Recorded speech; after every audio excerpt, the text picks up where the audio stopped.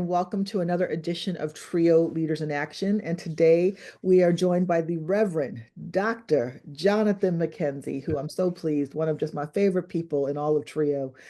He is the CEO and founder of the Family Centered Educational Agency in South Highland, Chicago, right outside of Chicago, Illinois.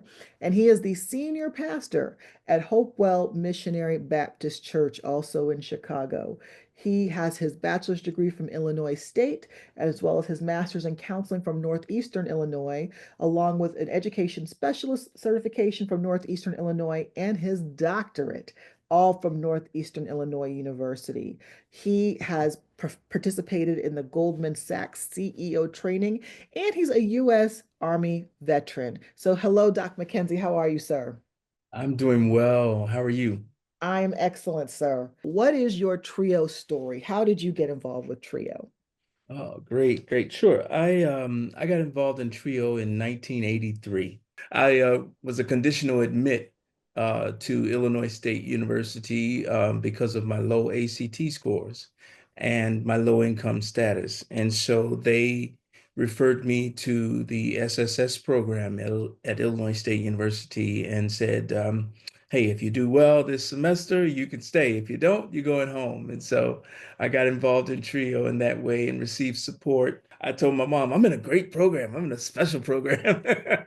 And we started receiving the help and assistance from the different Julia Visor and others who have gone on, passed on since. But it was a great program, great opportunity. That's how I got involved. Well, let me ask you this.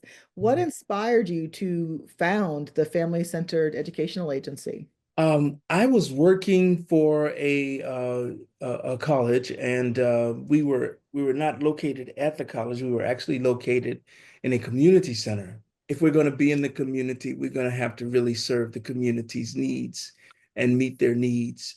And that's when we decided to write our letters of resignation and start working on building something better that would be more responsive to the needs of those in the communities that we were serving.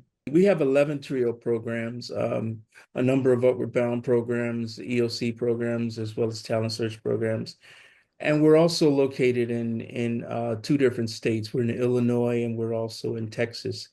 And so we really try to assess the needs of the community, tap into the temperature of the community to discover what's needed and be ready to respond. What would you say the lessons were that you got from Trio, both as a participant as well as a Trio administrator and director that carry you through your journey? Well, lessons learned as a participant, I learned the importance of encouragement, the importance of someone talking to you, showing you that the glass is half full as opposed to half empty.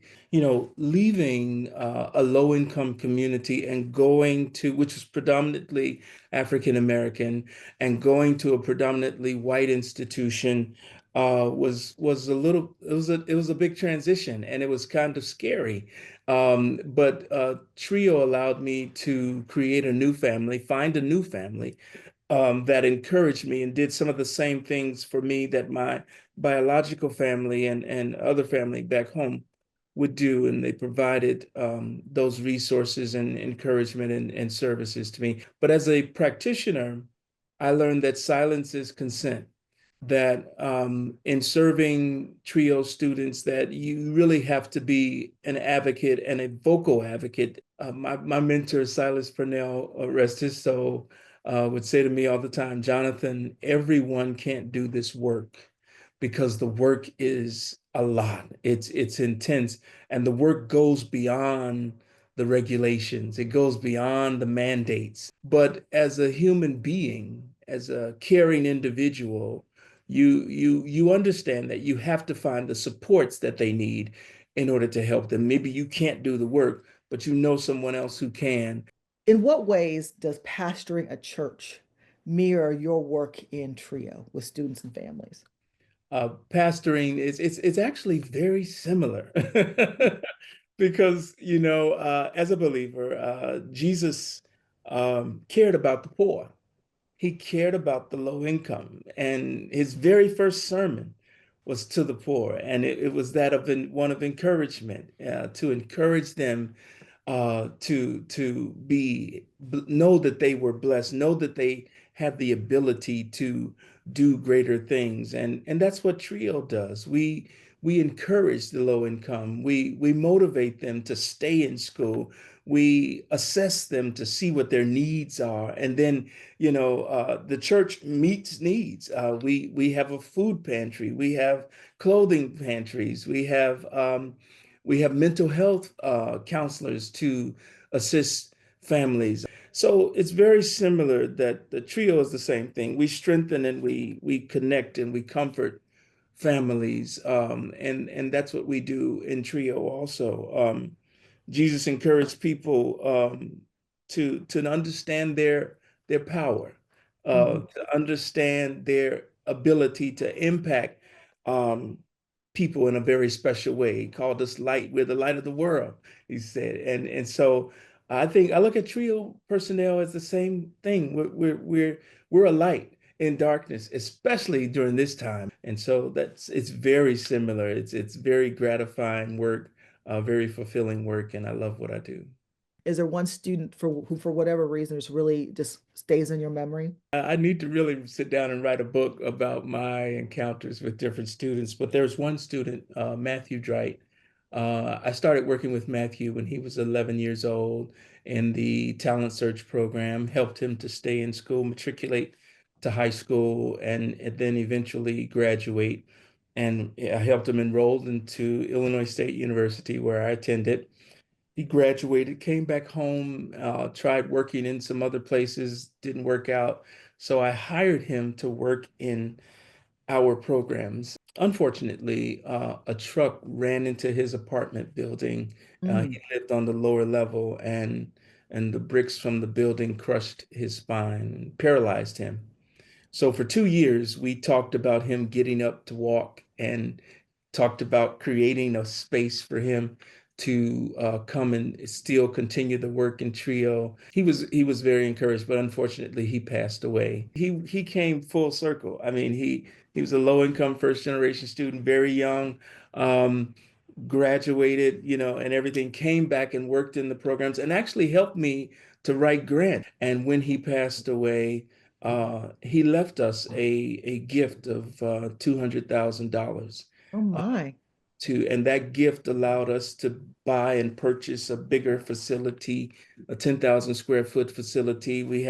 And we created a conference room, and we call it the Matthew Dright War Room.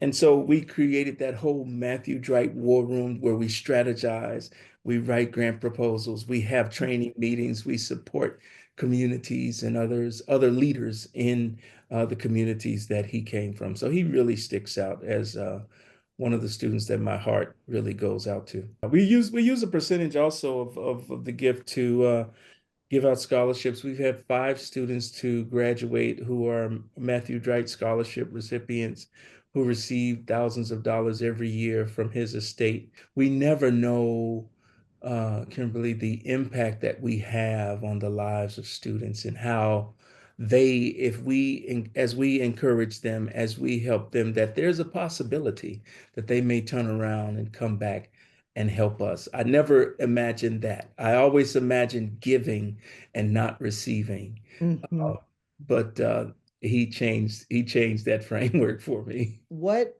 is a word of advice you would give to current trio students along their journey today? I would start by saying success is not an accident. That's one of my favorite sayings that I say to students all the time. John F. Kennedy said, "Things don't happen, they are made to happen." I don't think a lot of students really understand that the opportunity to pursue a post-secondary education is really being threatened, and they're going to need to really have a positive attitude and really work hard. And they can't just assume just because you graduate, you get a great test score, that you're going to be allowed to pursue a post-secondary education. The last question I'd like to ask you was how can others get involved in supporting Trio and Trio's mission? I think they need to read, they need to watch what's going on and listen to what's going on in Washington, D.C. with the new administration and really understand the impact of certain decisions and certain executive orders and how it impacts TRIO. Are we the powerless or those who don't understand our power? One person can have a positive impact on an issue. One person can have a positive impact on the success of TRIO and the continuation of TRIO programs. Understand how the political system works, understand and communicate with your politician, your local politician. It's your right, it's your civic duty to communicate to them and let them know um, your opinions about certain things. We said let's create a TRIO day right here in our community, and we invited our local congressmen, we invited state representatives who work at the state level because they all communicate with each other and talk That's to each right. other, and we can invited people from the community and motivational speakers. And so, you know, that's us doing our part. And I think more people can do the same thing individually and understanding their power. Awesome. Well, thank you so much, Dr. McKenzie, for spending this time with us. We appreciate you and continue to do the fantastic work you're doing, not just in Chicago, but across the Trio Nation.